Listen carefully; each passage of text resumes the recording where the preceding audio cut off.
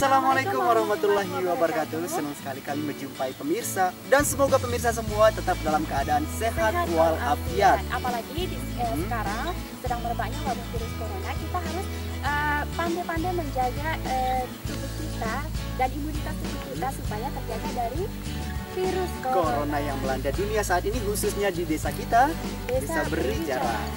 Nah, dengan cara sering-sering cuci tangan, kemudian jangan lupa menggunakan masker ketika keluar rumah, dan tentunya harus jaga jarak minimal 1,5 meter. Iya. Dan yang terpenting juga kebersihan lingkungan tentunya harus kita jaga. Dan bagi pemirsa yang mungkin keluarganya baru pulang dari luar daerah atau luar negeri ataupun negeri-negeri yang terinfeksi oleh virus corona ini, jadi dipersilakan untuk melaporkan keluarganya untuk diperiksa sedini mungkin di PKM terdekat. Ya. Dan jangan lupa juga melakukan karantina mandiri atau isolasi mandiri di rumah selama 14 hari atau 2 minggu. Nah, ngomong-ngomong masalah jaga jarak ya, tapi kita bukan berarti kita saling mengucilkan. Jaga jarak bukan berarti kita mengucilkan orang-orang tertentu yang memang dicurigai sebagai ODP ataupun PDP. Kita jaga jarak harus dengan mentaati aturan-aturan atau petunjuk yang sudah diberikan oleh pemerintah. Iya, jaga jarak di sini bukan saling mengucilkan, melainkan saling menjaga, ya kan? Iya, betul. Jaga jarak dong, jaga jarak. Oke. Ini cara saya menjaga Anda supaya misalkan saya terjangkit nih, Anda tidak akan terjangkit, dan misalkan Anda terjangkit, saya tidak akan terjangkit nih. Kita sama-sama sehat. Tetapi belakangan ini terjadi beberapa kesalahpahaman di tengah-tengah masyarakat terkait dengan itu tadi salah satunya tentang jaga jarak dan juga terkait dengan istilah-istilah kesehatan yang belakangan ini terdengar karena adanya virus corona ini.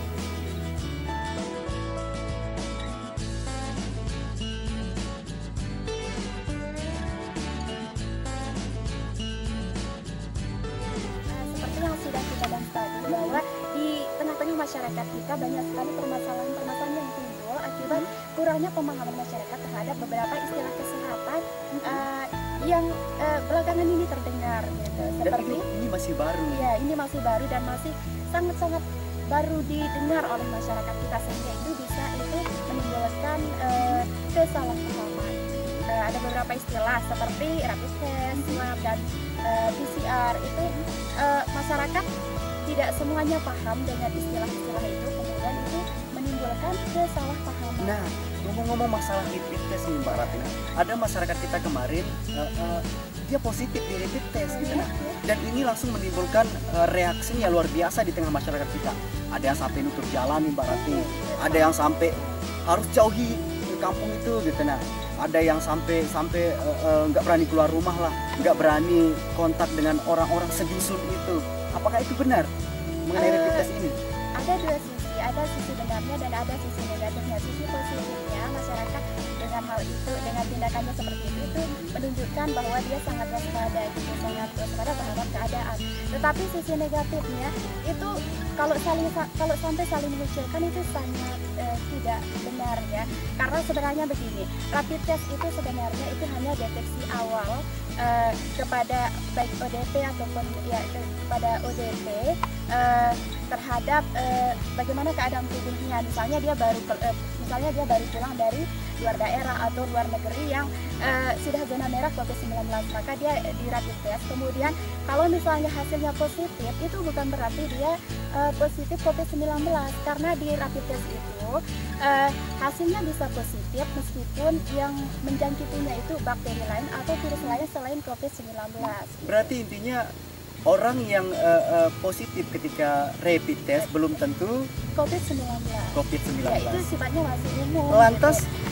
Ya, kalau sudah positif secara rapid testnya, maka seharusnya harus ada tindakan berikutnya, tes selanjutnya yaitu swab atau PCR gitu. Nah, kalau sudah di tes PCR itu hasilnya lebih valid dan akurat karena di tes itu langsung yang diteliti atau yang diperiksa itu adalah keberadaan virus itu sendiri gitu. Jadi kalau sudahnya di laboratorium tentu saja. Intinya di tes PCR itu pencocokan DNA antara DNA di sampel yang sudah diambil di orang tersebut, kemudian dicocokkan dengan DNA virus corona yang sudah ada. Nah, kalau hasilnya positif, maka orang tersebut memang positif COVID-19. Kalau DNA yang disampel sama yang di virus corona yang sudah ada itu positif cocok, maka dikatakan positif. Tapi kalau DNA-nya tidak sama, maka dikatakan negatif. Berarti intinya ketika tes PCR ataupun swab ini dilaksanakan, itu mengidentifikasi virus yang ada di dalam tubuh. Nah, ketika DNA yang ditemukan itu yang berkembang di tubuh seorang pasien itu adalah DNA COVID-19, dan ketika disamakan dengan DNA COVID-19 itu ternyata sama, berarti baru bisa dikatakan positif. Nah, disitulah masyarakat bisa mengambil langkah untuk lebih waspada lagi begitu, tapi bukan berarti saling mengecilkan. Tapi intinya itu sebagai catatan bahwa hasil rapid test tidak bisa dijadikan acuan terhadap seseorang terjangkit COVID-19. Itu hanya screening awal atau deteksi awal keberadaan atau apakah tubuh seseorang itu terinfeksi atau tidak. Dari penjelasan Mbak Rati tadi pemirsa, jadi kita bisa menarik kesimpulan bahwa rapid test dilakukan itu untuk mendeteksi awal, gejala awal. Itu belum tentu bisa memastikan bahwa seorang itu positif COVID-19 atau tidak. Dan yang kedua adalah istilah swab. Swab ini merupakan istilah pengambilan sampel berupa cairan, baik itu dari hidung ataupun dari tenggorokan. Ini digunakan untuk dilanjutkan ke proses PCR. Nah, di proses PCR inilah dilakukan tes laboratorium untuk memastikan apakah DNA yang terkandung pada cairan pasien tersebut sama dengan DNA virus yang ada. Nah, ketika DNA yang berhasil ditemukan di cairan pasien tersebut sama dengan DNA virus COVID-19, maka pasien tersebut dinyatakan positif COVID-19. Gitu dia kan? Berarti begitu juga sebaliknya, ketika DNA yang didapatkan dari cairan yang diambil dari pasien tersebut merupakan berbeda dari DNA virus yang ada atau virus COVID-19, maka pasien tersebut dinyatakan negatif. Jadi dengan penjelasan tadi, semoga pemirsa ataupun masyarakat tidak salah paham lagi dengan istilah-istilah tersebut. Kalau seandainya terjadi ada lagi pasien yang positif secara rapid test, maka kita jangan sampai panik berlebihan, sehingga dengan panik berlebihan itu justru akan menurunkan imunitas tubuh. Sehingga akan lebih mudah kita terjangkit dengan COVID. Benar sekali. Dan kenapa kita ngambil lokasi syuting di sini? Pertama, lockdown tetap dilakukan, namun hasil panen segera akan kita panen. Bisa dilihat kan, Mbak Bro? Seru dong. Nah, oleh karena itu pemirsa, marilah kita bijak dalam menyikapi setiap informasi yang baik kita baca dari media sosial, kita dengar dari radio ataupun televisi yang ada.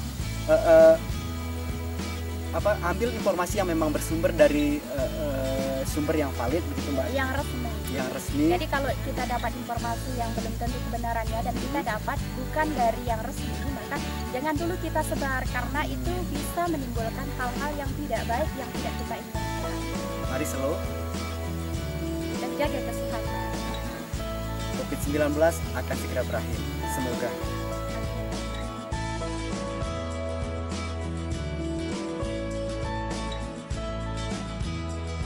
Dan sebentar lagi kita akan menyambut bulan suci Ramadan di Mbak Rati. Tentunya harapan kita kepada pemirsa semua tetap jaga kesehatan, jaga kebersihan tentunya. Ini sekaligus menghalau kita dari virus corona. Terus apalagi Mbak Rati? Ya, mari kita sambut bulan Ramadan ini dengan penuh semangat meskipun di tengah-tengah pandemi COVID-19 ini. Jadi bukan alasan kita untuk tidak bahagia menyambut bulan suci Ramadan.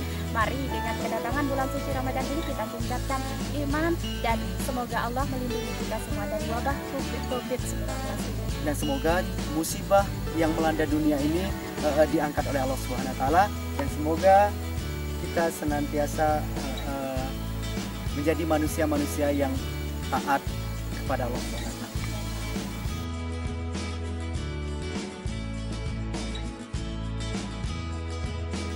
Marhaban ya Ramadan 1441 Hijriah. Mari kita sambut bulan Ramadan dengan penuh semangat dan sukacita. Jangan lupa saksikan tayangan spesial Ramadan Hanya di Oke TV. Saya Supiandi Dan saya Rati Purnama. saling tutur. Saling hibur. Oke TV, pemantauan tak bareng-bareng.